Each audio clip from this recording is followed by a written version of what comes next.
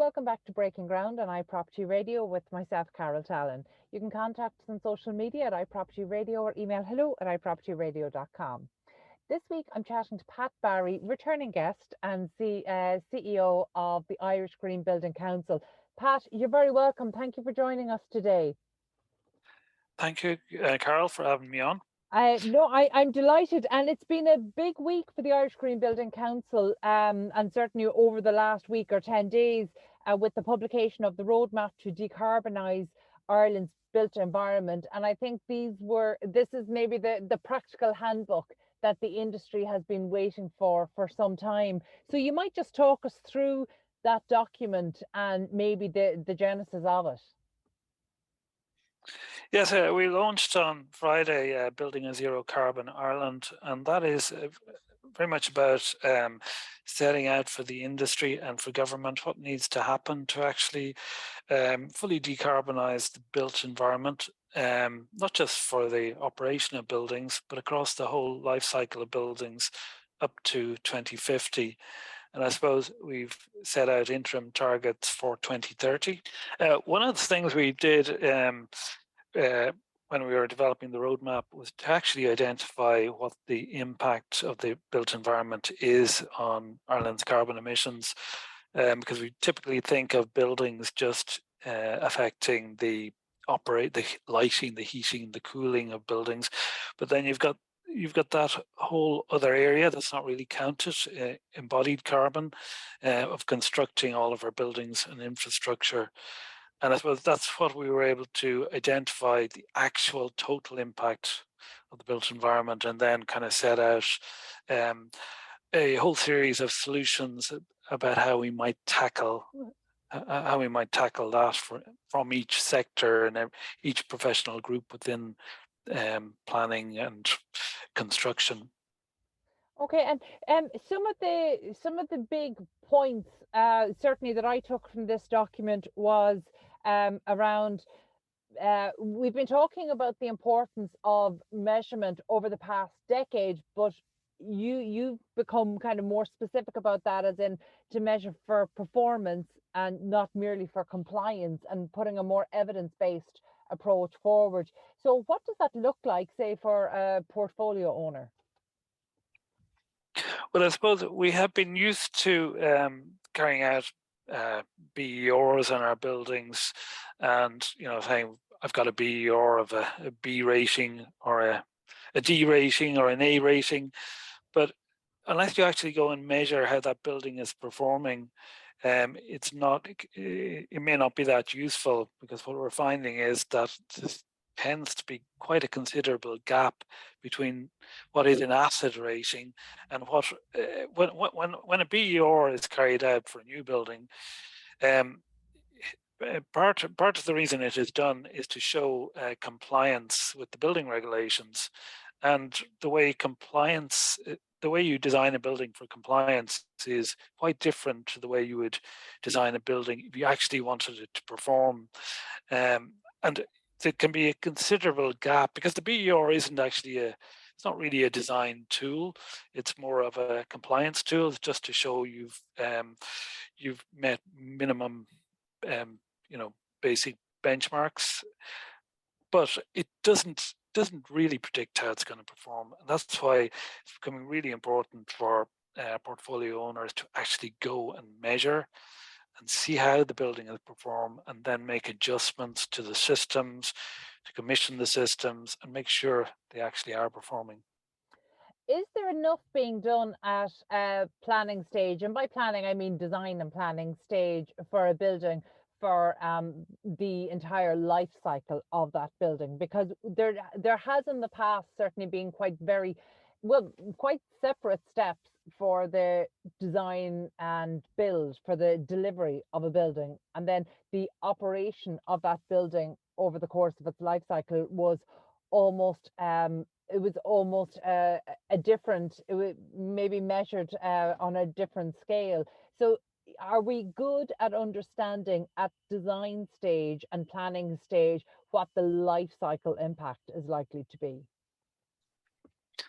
Well, I suppose we haven't really looked at it at all up until now, and it's only starting now to come into it's starting to come into play because of taxonomy, the taxonomy regulations, where for larger buildings, the taxonomy requires you to actually measure the full life cycle of the building. That means the actual carbon impact of manufacturing the materials, the right from the cradle to the grave, right from quarrying materials, mining materials, transporting those to a manufacturing site, manufacturing the materials, then transporting them to the construction site, building the building, and then the repair and maintenance of the building over its life cycle. So you may have a number of repair cycles during the building's life cycle. You may have to replace a flat roof several times. You might have to replace windows. You'll be repainting it multiple times, and that all has an impact. And it actually depends on how you've designed the building, will impact the number of times, the number of replacement cycles, and the number of repair cycles that you actually have. And then at the end of all of that, the way you've designed your building will determine how you deconstruct your building and how what potential there is to recycle the materials coming out of the building at the end of its life, whether it all needs to go to landfill or whether you'll actually have some residual value of the materials that are taken out of the building that you can actually sell on or directly reuse.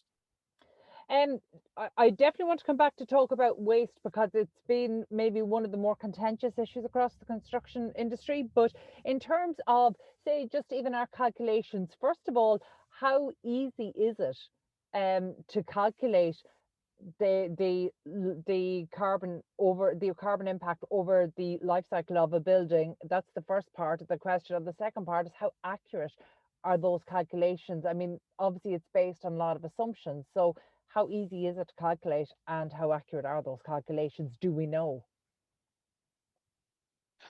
That's a very good question. I suppose up until a couple of years ago, we wouldn't really have had the skill set to do it. But I suppose over the past 2 years, the tools and the data have improved considerably. So there's a lot more people in Ireland a lot more professionals who can now do the calculations. Probably the one thing that we are working on at the moment ourselves is the comparability of those calculations can be an issue, because not everybody is measuring to the same scope. So whilst we have the data and we have tools that allow you to easily calculate, what they're including in the calculations isn't always the same. So some of them may be including certain elements of the building, such as the finishes, and some may not be. And that's why we're currently working on an exact methodology that everybody would use in Ireland, that sets out exactly what you do use or what you do include. And also, if you don't have specific data for a particular material, that you're always using the same defaults for Ireland. So it will become easier to do over the next 2 years, over the next 18 months, as we lock in a methodology so that everybody does it in the same way, and then you can compare it. Yeah, again, there's I suppose, steps getting to best practice, but obviously your focus has been on Ireland's built environment, but I'm aware that you work quite closely with your certainly European counterparts. So in terms of decarbonising the built environment in Ireland, are we leaders, are we laggards, or where on that spectrum do we sit? We're probably somewhere in the middle. Maybe we are laggards in some respects. Of course, there's some countries have moved ahead, like the Nordic countries, and in terms of whole life carbon, there's countries like Finland, Denmark, Sweden, France, Holland, who have moved ahead. But countries are moving at different speeds. Perhaps the southern countries are moving a bit slower than we are, but the northern countries are definitely moving a lot faster. Are we in a position, are we poised to catch up? I think so. Yeah, I think so. I think when we learn very quickly here in Ireland, and once a trend become established, we move very quickly. So I think we can catch up in the next year or two. I think we will. I think we will catch up. Okay, and obviously that's a positive one to hear. The, your recent publication certainly focuses a lot on retrofit, but just for a moment, I want to talk about new homes, because that's maybe where we see arguably some of the early wins that could be had. But in terms of new home delivery now, I know the Irish Green Building Council emphasises the need for low carbon new homes. Um, and I think there's maybe an assumption that that is what is being delivered. Is that assumption wrong? Well, I suppose sometimes when we talk about NZEB, the nearly zero energy building is always going to deliver low carbon homes. But what we're saying is we've seen the recent CSO figures on energy use in homes. We don't necessarily see a correlation between actual energy consumption and the BER rating of homes. And this comes down to a range of things. If there's some very good research also on the typologies of homes that result in low energy use and low carbon to construct.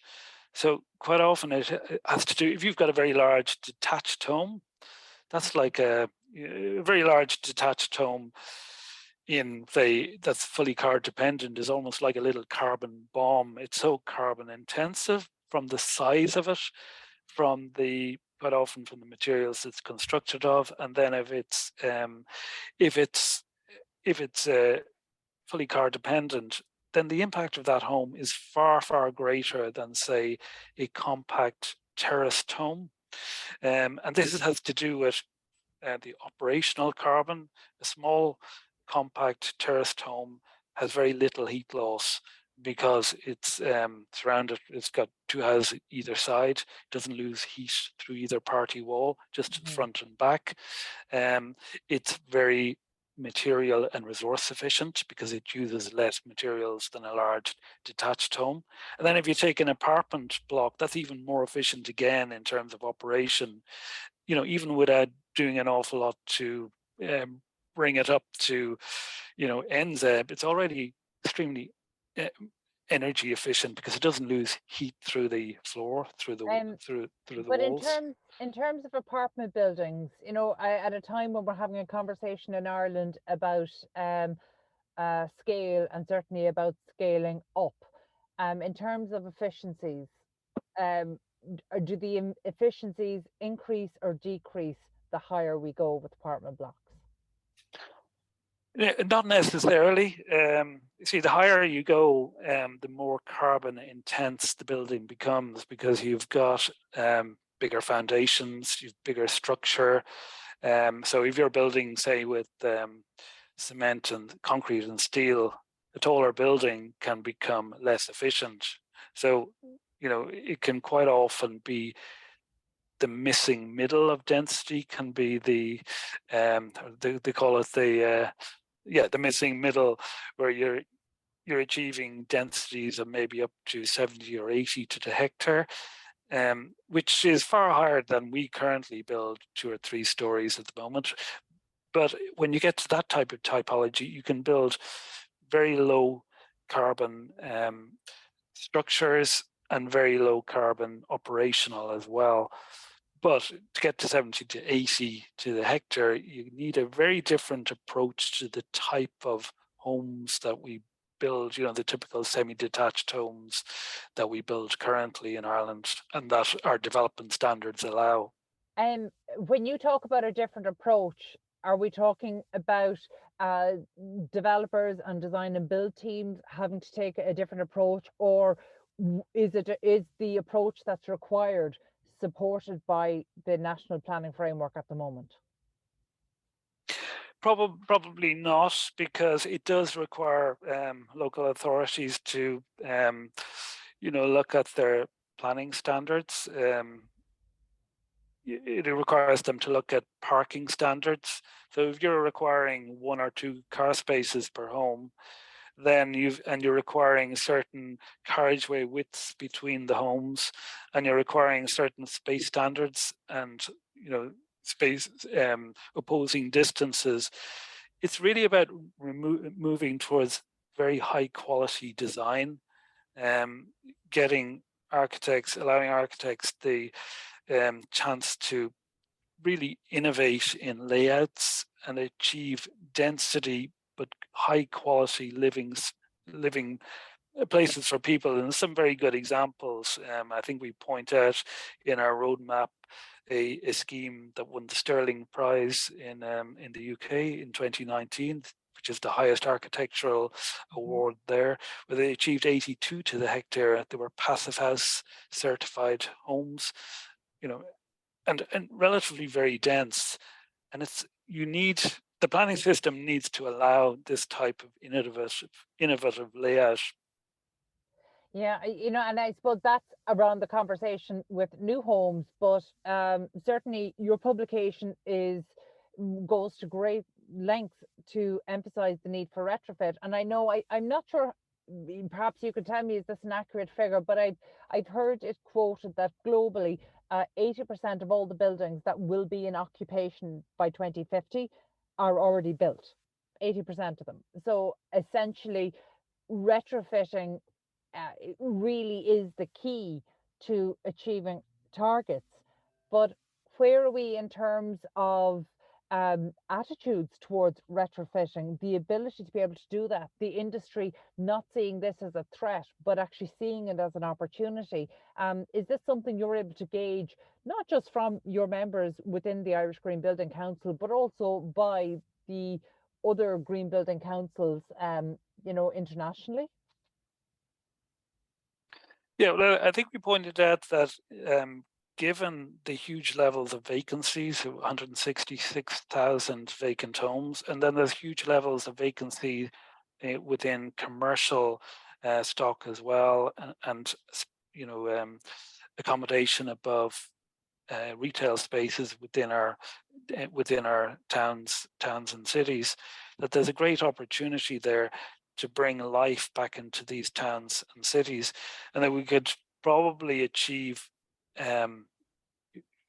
We could source maybe 30% of all of the homes that we need up to 2030 from that existing space. Because I think, as we pointed out, it's not going to be enough just to reduce the carbon intensity of construction. We're going to have to reduce the area that we construct by 2030 if we're going to have any chance of meeting our climate targets. So that means there is a great opportunity from getting involved in retrofit as the solution to our housing problem. Yeah, and again, maybe the industry isn't seeing that for the opportunity that it is, and in some way almost may perceive it as a threat to new homes delivery. Let Before we finish up, I would like to talk to you about materials, because again, that's another point that's well made in your publication there, maybe about approaches to innovating with materials and the use of innovative materials. So you might just talk us through where the potential opportunities are here for the industry. Well, I suppose one of the things we really need to do is to start doing a lot more research around the potential of materials, low carbon materials. One of the areas that we point out is we are largely an agricultural country. We do have a large agricultural sector. I think that agriculture could play a part both through forestry, increased forestry, by providing more materials from bio-based sources, because the benefit of bio-based materials is that it actually captures carbon from the atmosphere, and then if we can lock that up for the next 100 years in a home, that stores that carbon within its building blocks. So we really see the need for government to really get behind this and invest in research. And we are involved in the Construct Innovate, which is the new construction technology centre, which is being hosted by the University of Galway and a number of other universities. And that is a great opportunity for developers, contractors to get involved in research and seeing how we can innovate our way with new materials and new construction processes. Yeah, that's an exciting area, and we're seeing quite a lot happening on the innovation space. Whether it's across state-sponsored initiatives, academia, and indeed from the private sector, we're seeing the Modern Methods of Construction (MMC) Ireland emerge. So there is definitely an appetite to solve some of these problems, but maybe what's needed now is again this roadmap for the particular actions to take, because I think the conversation around sustainability has really moved on in the last 2 to 3 years, right across the built environment. But actually, there's perhaps still some confusion as to, we talk about technologies, as to what the right technologies are. We talk about measurement, but what are the right things to be measuring? So, through the Irish Green Building Council, how are you advising your members? And I suppose, and for people listening in here, particularly across the urban planning, construction, real estate, and indeed prop tech and construction technology side, what are the guidance and the action steps that they need to be aware of now? Well, in our roadmap, what we did essentially was we broke the actions down for each sector. So for each sector, whether you're a planner, an architect, a mechanical engineer, a developer, a building owner, an investor, a quantity surveyor, we've got a set of evaluators, incredibly important as well. We've got a set of actions in there to things you should do immediately, things you should have done by 2025, and things you should have done by 2030. And really calling on all of the industry, all of the construction bodies to sign up and endorse the roadmap and look at those actions and see how you could implement those over the next couple of years. Okay, thank you so much for that, and thank you so much, Pat, for taking us through it. I mean, it really is a tremendous body of work. So well done to you, your team at the Irish Green Building Council, and indeed all of your members. Where I'm sure these insights are being sourced as well. So well done to all involved in that roadmap. I would definitely recommend, for anybody who hasn't had a chance to read it, maybe head over to the Irish Green Building Council website and take a look. So for now, that's all we've time for, but my thanks to Pat Barry, Chief Executive Officer of the Irish Green Building Council. We need to take a quick break. Stay tuned.